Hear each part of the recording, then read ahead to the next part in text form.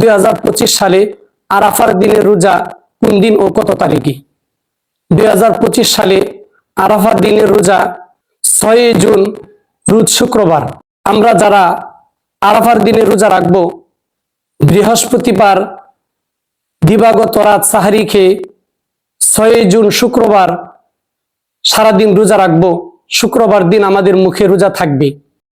মুসলিম শরীফের 749 নম্বর হাদিস, ক্বালা রাসূলুল্লাহ সাল্লাল্লাহু আলাইহি ওয়াসাল্লাম, সিয়ামু ইয়াউমি আরাফাতা ইন্নী আহতাসিবু আলাল্লাহি ইউকাফিরুস সানাতাল্লাতী ক্বাবলা ওয়াস সানাতাল্লাতী বাদা।